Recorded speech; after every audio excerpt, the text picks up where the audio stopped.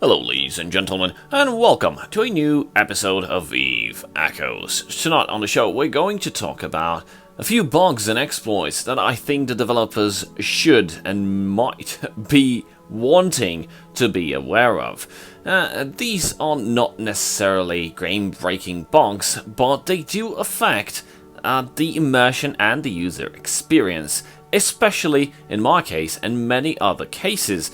Before we start out for today, please remember to like and subscribe if you like what we're doing here, and if you want to support this channel and help me keep this channel alive, there's a YouTube channel membership. You can donate monthly a small sum, just as low as $2. Link in the description.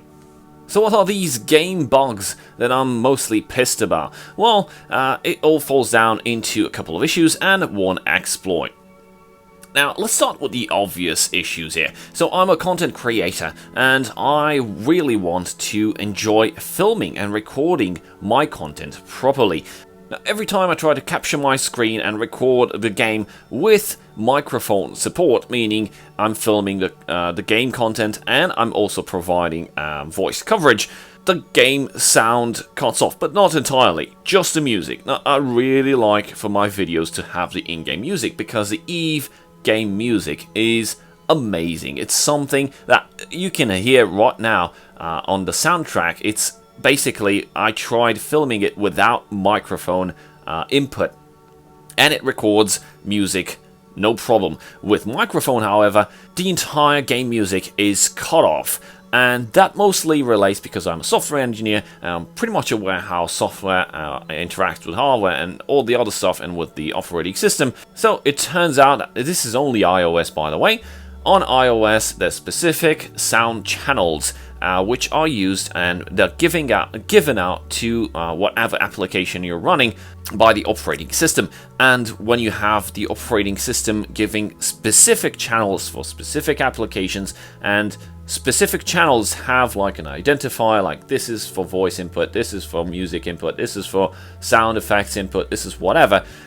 Because basically what you're hearing, the in-game sounds and the music and whatever, they're mostly multiple sound channels being overlapped and played back to you.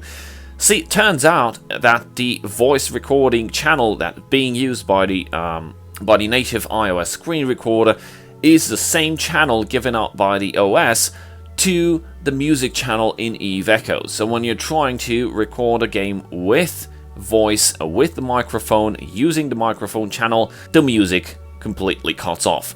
It comes back on, no problem, whenever you turn the microphone off, but that's my problem as a content creator. I'm unable to provide the in-game music that we all love. Issue number 2. This has been pointed out several times. I even sent the developers multiple crash reports. I even sent developers an email regarding the crash itself, but to no avail. And this is really awkward. It's still an iOS issue. It does not happen on Android. So what happens on iOS?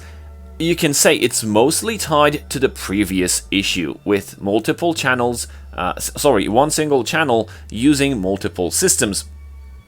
And it's the same case here. I don't know if you played on iOS or not, but if you've played on iOS and you tried using voice Discord while playing in game and using sound, whenever you would initiate warp, the game would crash. And that's pretty simple. The warp sound effect is used on the warp sonic boom or whatever it is that is played. In space we have no sound, but whatever. It's the sound channel that is being used for the voice input or the sound input, whatever, on whatever application you are running in voice talk, be it Discord voice, be it Zoom meetings, be it Mumble, be it TeamSpeak, be it whatever application you are using to chat to your mates while doing fleet operation. If you're on iOS and you're running the game with sounds, the game will crash immediately when entering warp, because the warp sound will not even be played. The operating system will notice that there's channel overlapping, will not know how to process it, and will kill one process. Apparently, that process being killed is the game itself, and you will get a crash. This is 100% reproduced. I've sent crash logs, I've sent stuff This is really annoying. You cannot stay in game with sound while being on Discord voice, running a fleet with your corp mates or with your alliance mates. You have to turn your game sounds completely off, because otherwise you get the crash. This is outrageous. This really needs to be fixed. It's a crash 100% repro rate. Please fix it. Issue number 3. We've been running around on the test server doing various stuff, and it's pretty obvious that we'd definitely want to see how the new stuff works, how the Interdiction sphere works, how the ships interacting with the Interdiction sphere works, and we've discovered several bugs. One of them is that the warp Interdiction sphere actually has a placeable. What is a placeable? It's an object that is being laid down in space. Now, the placeable is not visible. You cannot click on it just like any other objects in space, be it like jump gates, other ships, other players, whatever, stations, blah blah blah. You get what I mean by placeables. It's something that you can click on and it will display an information box, or it will be selectable. Now, the placeable for the middle of the warp interdiction sphere is not visible, but apparently does exist, because whenever you lay down a bubble, the bubble creates around where exactly you activated the ship module, the interdiction sphere launcher. So in the middle of that resides that object, that placeable, that collidable. Has no collision, by the way, but it is an object that is not visible. What happens if a ship comes down and it is cloaky and passes around the center of the bubble? Guess what?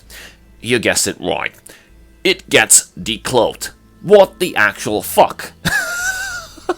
So how currently we don't have in the game, or will not have in the game, anchorable bubbles, which anchorable structures, whenever you, in EVE Online, whenever you'd anchor a warp interdiction bubble, which sits there for as long, like 30 days or so, that is actually something that has a middle, that has a center. It's a module that sits in space. Now, with spheres, with interdiction spheres, with interdiction bubbles launched by the small dictors, that center is not visible. It's not an item that is being placed in space, and it's not clickable. It's not something that you can shoot at. Although that exists, and whenever someone approaches the center of the bubble, it gets decloaked because it gets in range with that placeable. And we all know what cloaking device says. Cloaking device deactivates whenever is in the proximity of something. Well, that something does not exist, but it is there and gets you decloaked. So be careful when the 28th, or whenever the update hits with the bubbles and all that, because if you're running a covert ops cloaking or whatever cloaking, and you're trying to, I don't know, circumvent bubbles, please stay away from the center of the bubbles as far as possible, because you will get decloaked and you will get fucked.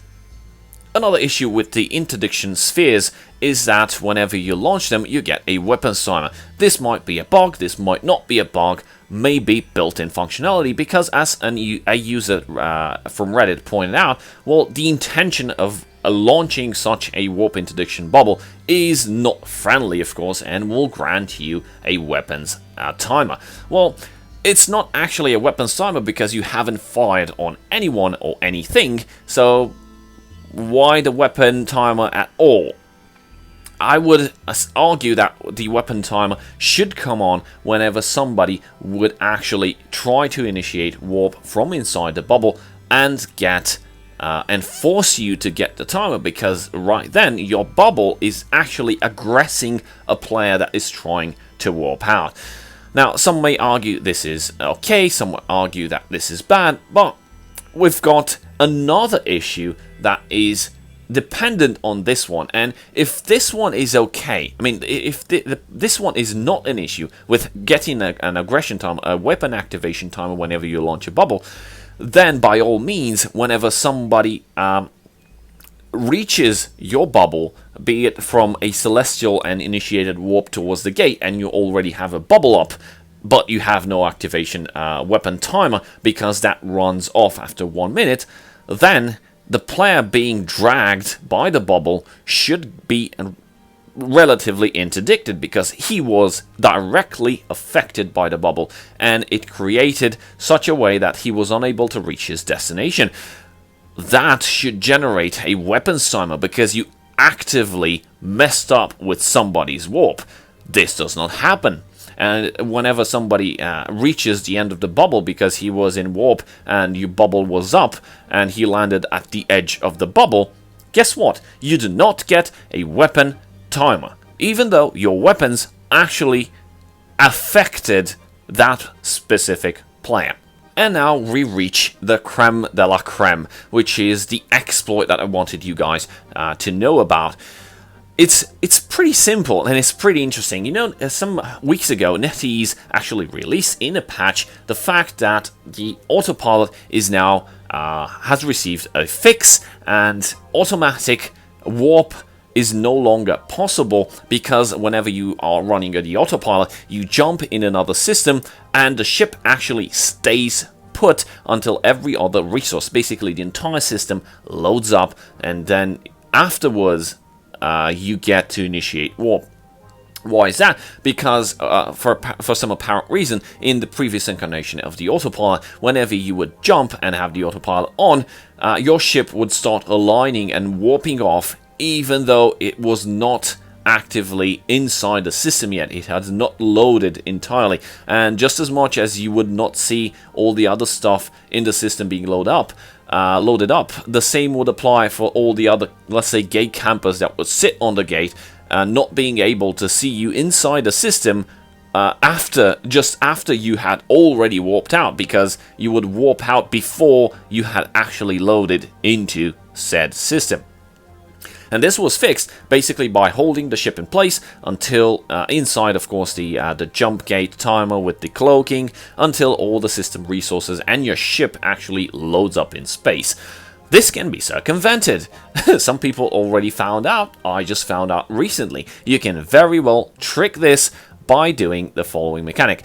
Whenever you hit jump using the Autopilot, you deactivate the Autopilot and enable the Autopilot again while inside the jumping animation. You know, that tunnel, that teleporting tunnel that the jump gates create to teleport you from one system to another.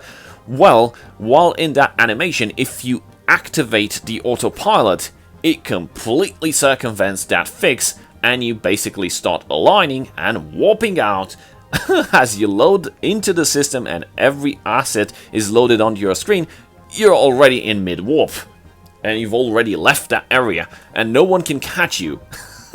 Well, of course, when bubbles hit, like in nullsec, you won't be able to benefit, but in lowsec, you can pretty much do this to avoid any camping or any cherry picking whatsoever. You can still do this in nullsec until the interdiction patch loads up, and of course until probably somebody does catch you, which would be dumb to still do it in nullsec after the patch.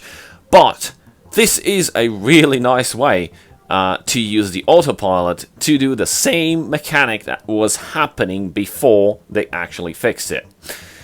So these are the stuff that the developers should be aware and should definitely take a look at and fix, because some of them are really mind-blowing, especially the exploit, but some of the issues actually affect future content, such as the interdiction spheres, while some of them actually affect us, content creators, from gaining sound, and affect people running fleets from having to disable their sound when using iOS devices, because fucking Discord will crash the game. Thank you guys for watching. A very big shout out to my channel supporters. I'll see you guys next time. Cheers.